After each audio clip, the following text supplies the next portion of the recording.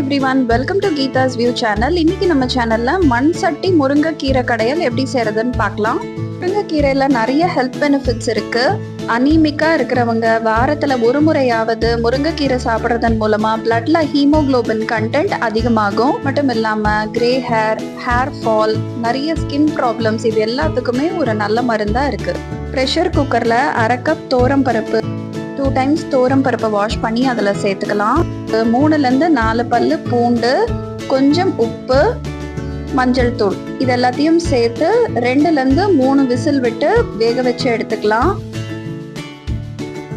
பருப்பு வெந்ததும் அதை தனியாக எடுத்து வச்சுட்டு ஒரு பாத்திரத்தில் தேவையான அளவு எண்ணெய் சேர்த்து கடுகு, உளுத்தம் பருப்பு, ஜீரகம், காஞ்ச மிளகாய் இதெல்லாம் போட்டு தாளிச்சதுக்கு அப்புறமா 10லேருந்து 15 பொடியா நறுக்கின சின்ன வெங்காயத்தையும் சேர்த்து வதக்கி எடுத்துக்கலாம்.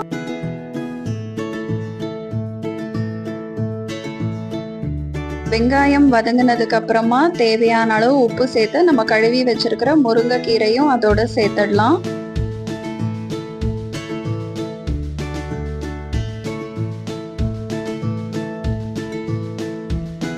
முருங்கை இலை வதங்கினதும் இதுக்கு தேவையான அளவு மஞ்சள் தூளையும் கொஞ்சம் உப்பையும் சேர்த்துக்கலாம்.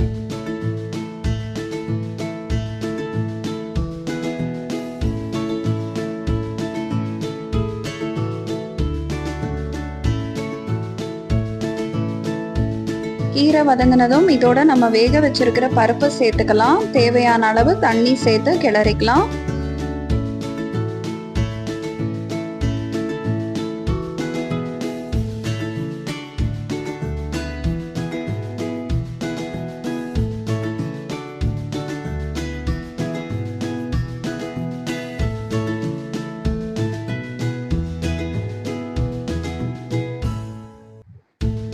அவ்வளோதாங்க.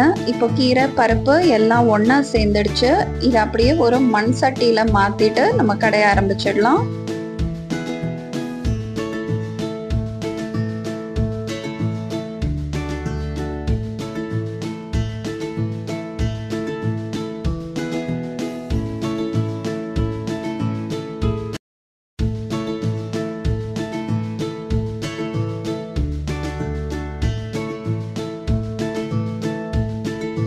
அவ்வளோதாங்க, சூப்பரான மண் சட்டி முருங்கைக்கீரை கடையல் ரெடி.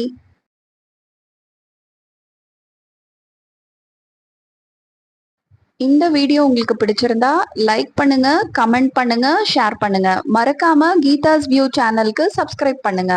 கூடவே அந்த பெல் ஐகானையும் பிரஸ் பண்ணிக்கோங்க. See you in our next video.